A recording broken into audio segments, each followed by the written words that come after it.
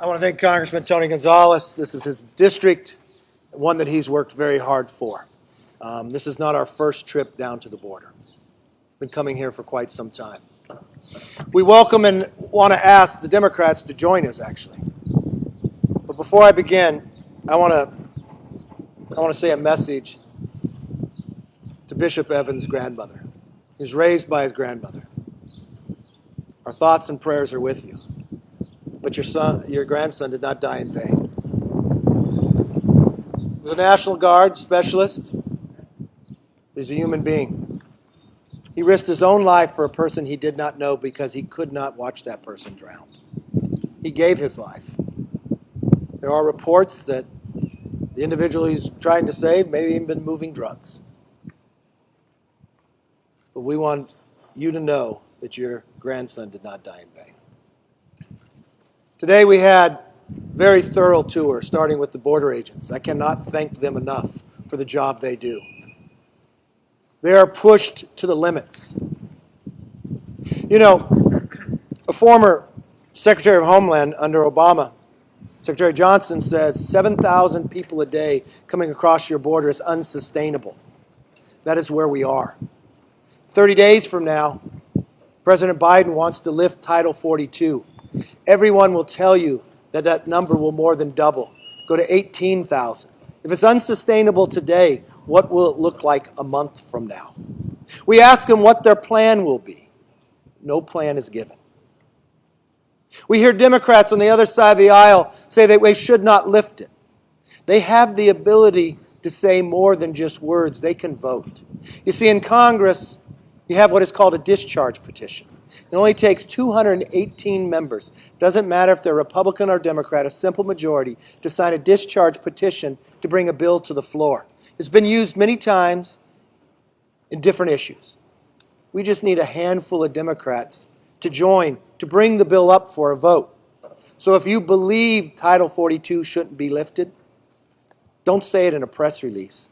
Say it in an action that you can make a difference in.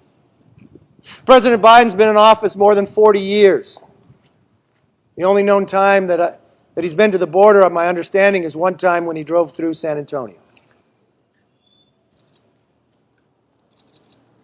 Before he makes this decision, he should come here.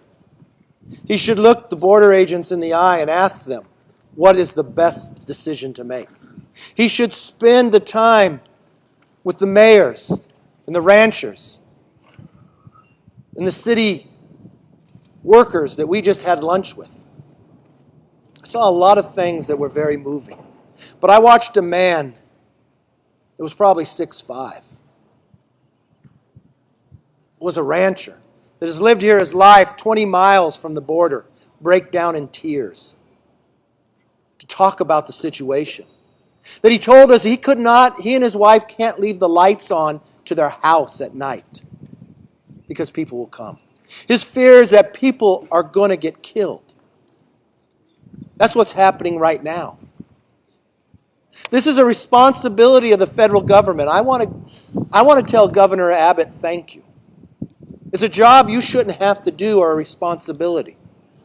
But you're bringing the National Guard and others here as a deterrent to try to protect our borders because of what this president's action has done.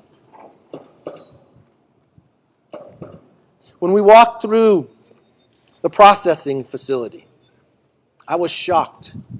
I saw a line of individuals that had just been picked up just a few minutes before, and a line of ICE agents in front of them. I watched them, the ICE agents, with a phone putting around their face. I thought it was facial recognition. I was right about that, but I was wrong with what it was being used for. It was opening up the iPhones that the government was providing them. That's the way we are going to track somebody that has entered illegally, by providing a phone and pay for their calls. If President Biden lifts Title 42, what we see today will be much worse. A country without a secure border is not a country. And no longer is it just border cities. Every city in America is a border city. And if you wonder how that can be, Just read your newspaper of who's died from fentanyl in the last week. It is the #1 killer of Americans between the ages of 18 and 45. The #1. And where does fentanyl come from? Across this border. And it's reaching every walk of life in America today. And if you wonder if it will get worse, it's coming from 160 different countries. People are coming across this border. And in our last trip, last March, was when we first discovered, speaking to the agents, that they're now catching people on the terrorist watch list. That day it was from Yemen. And as we first announced in the press conference, the Democrats on the other side, Congressman Gallego, said I was a liar. He sits on armed services. He says he gets intel reports. Well, when he found the truth the next day, he never said I was right, nor did he apologize. Congresswoman Escobar said I must be fibbing with the truth. Well, now they know the truth, and it's not just those two, more than 42. I want them to ask this question. Why is somebody on the terrorist watch list from a country far away entering America? Who are they talking to, and what do they have planned? It's a responsibility to protect all Americans, and that's not happening. And if Title 42 is lifted, it will be much worse. It's not just unsustainable now, it'll be uncontrollable then. And if a Democrat believes it should be lifted, come here and see what's happening before you make that decision. The president owes it to the American people to at least find the truth before he makes a decision.